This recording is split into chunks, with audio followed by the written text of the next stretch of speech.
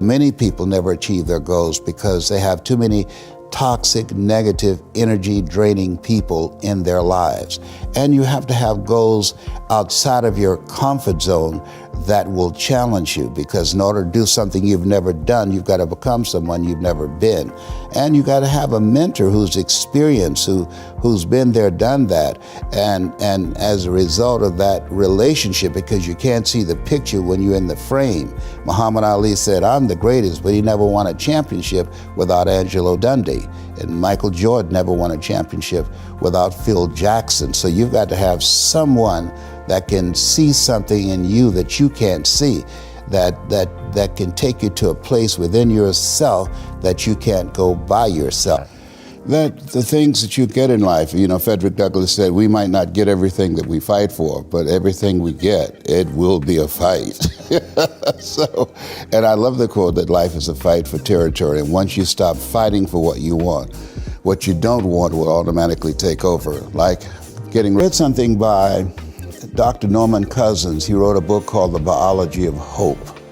And he talked about the fact that when something happens to you, you don't deny it, you defy it. And I was defiant that I'm going to beat this, I'm going to handle this. That there are people who many times when something happens to them, that they embrace it from a place of fear and it takes them out. And L.C. Robinson said, things may happen to you and things may happen around you, but the most important things are the things that happen in you. And you have to stand up inside yourself and deal with it and handle it. So fortunately, that never bothered me, but I had sciatica pain. That had me speaking in unknown tongues. And I was in a wheelchair for several months, speaking from a wheelchair. And it was something that I dealt with that frightened me. Will this ever end? It was 24 hours. I lost a lot of sleep. It was exhausting, going from all types of specialists in and out of the country. And just one day, it stopped. And I'm glad that I'm past that, I feel like when you go through some stuff, there's some certain things that you don't want ever to see again, and that's what I don't want to ever see again. But fear has not been the biggest challenge that I've faced with the things that I've been dealing with in terms of my health. Well, talk to me about the problem on you. The easiest thing I've done was to get out from under the labels and to live the life that I live. The most difficult thing I've ever done was to believe that I can do it. What's the difference?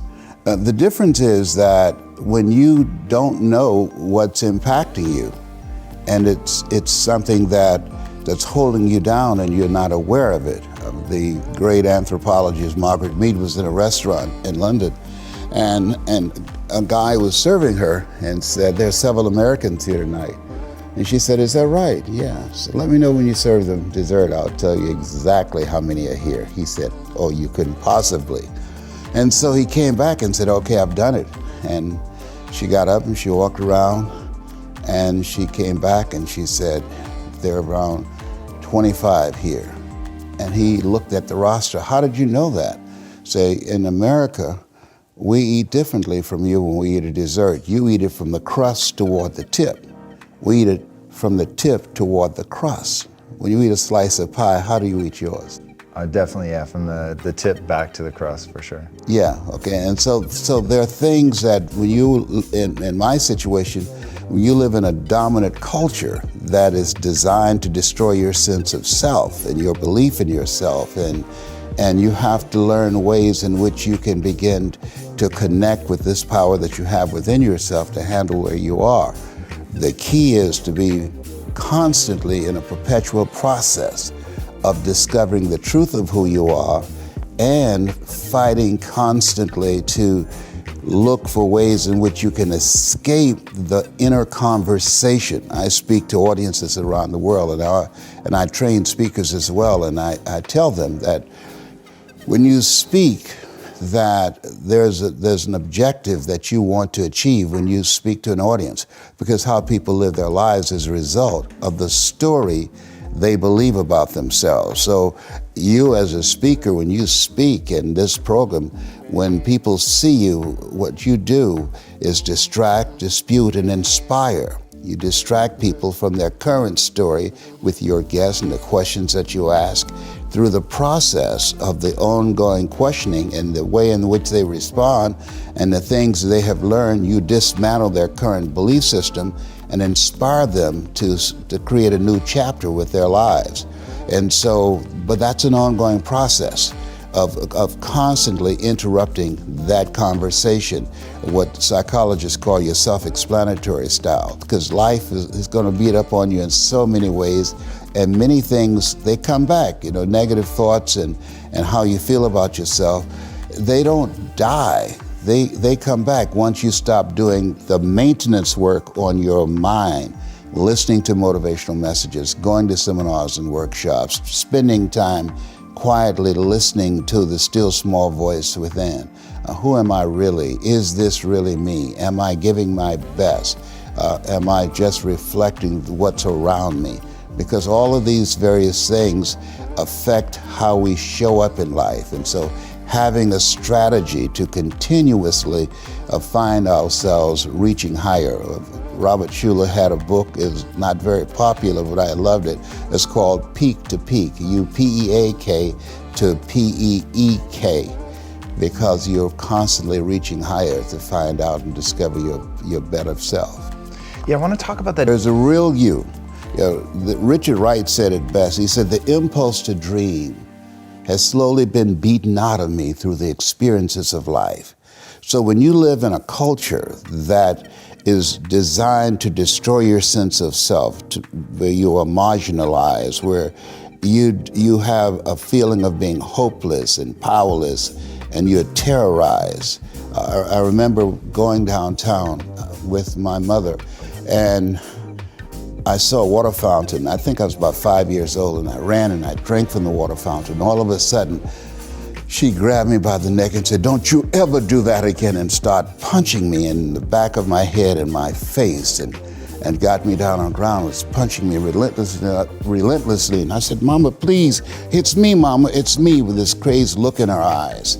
And then a white policeman came, and he had a nightstick in his hand. He was hitting it in his left hand. Oh. He said, "Okay, all right, you beat that little nigger boy enough. Now, I won't have to beat him with this nightstick." And he walked away laughing. And my mother broke down and started crying and saying, "Leslie, I'm so sorry. I'm so sorry." I said, "Mama, why'd you beat me like that?" She said, "These water fountains are for white only, son.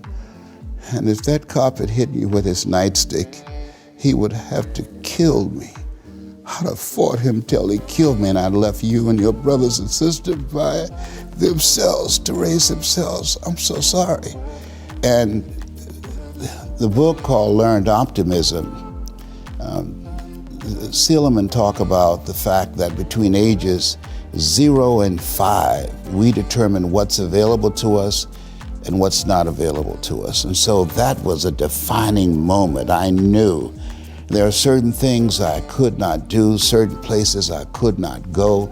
They used to have signs on Miami Beach that said, "Jews, dogs, and coloreds not allowed." And so now you have to operate within the constraints of the dominant society and the things that they've created for you. And it's a challenge to see yourself beyond that and to work to get outside of that, even after those laws have changed, because that has become so much a part of you. You unconsciously operate within the parameters of what has been put in place. Like you're driving on the expressway, the 405, and you'll get off on an exit that you weren't going in that direction, but you unconsciously did it because you've done it so many times that many people, because they're not making a conscious, deliberate, determined effort to think outside of what life has thrown at them, they end up doing the same thing over and over and over again. Einstein said that thinking that has brought me this far has created some problems that this thinking can't solve.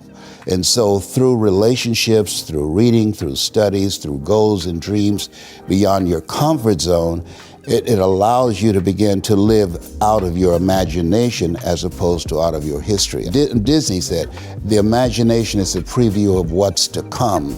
And so as a kid, I dreamed a lot about taking care of my mother. I used to go with her to work, to clean homes, and she kept her children, and she cooked for these wealthy families. My mother could bake a sweet potato pie so good you couldn't eat it with your shoes on. You had to take your shoes off so you could wiggle your toes. And I used to look at these big, beautiful mansions and said, Mama, what is it, Leslie? When I become a man, I'm gonna buy you a big, beautiful home just like this. Oh, you don't have to do this. I said, I know, but you didn't have to adopt us either. And you did. And so I'm here with you because of two women. One gave me life, the other one gave me love. God took me out of my biological mother's womb and placed me in the heart of my adopted mother. And because of her example and my love for her and the passion that I felt in my heart, I've got to do something to make her proud. I've got to do something to put myself in position to be able to take care of her. That drove me. Nietzsche said, if you know the why for living, you can endure almost anyhow.